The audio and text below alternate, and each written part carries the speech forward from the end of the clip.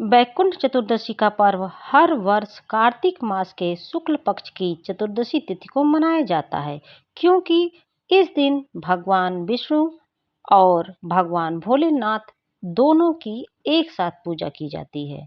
मान्यता अनुसार इसी दिन भगवान शिव ने स्वयं भगवान विष्णु से वैकुंठ धाम जाने का मार्ग प्राप्त किया था। यह दिन हरि और हर के एकत्व का प्रतीक है।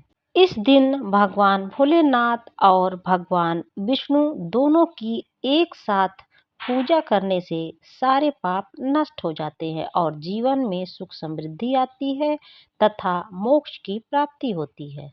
धार्मिक मान्यता के अनुसार इस दिन भगवान शिव भगवान विष्णु की पूजा करते हैं और भगवान विष्णु भगवान शिव की, इसलिए इसे हरि और हर के मिलन का दिन माना जाता है।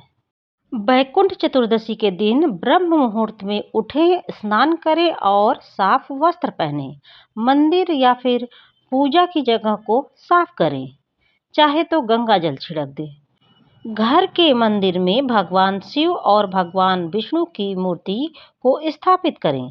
पहले भगवान विष्णु की पूजा करें, फिर भगवान शिव की पूजा करें और यह मानकर पूजा करें कि दोनों देवता एक दूसरे की पूजा कर रहे हैं।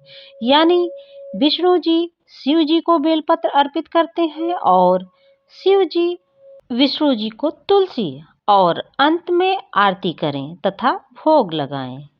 इस दिन संभव हो तो श्रीमद् भगवद गीता का पाठ करें, क्योंकि यह विष्णु भगवान को अर्पित सबसे श्रेष्ठ उपहार माना गया है। पूजन के अंत में मखाने की खीर बनाकर भगवान विष्णु को भोग लगाएं और इस दिन भगवान विष्णु और भगवान शिव के मंत्रों का 108 बार जाप करें और मंत्र जाप के उपरांत वैकुंठ चतुर्दशी व्रत कथा का श्रवण या फिर उसका पाठ अवश्य करें। तो चलिए सुनते हैं वैकुंठ चतुर्दशी व्रत कथा।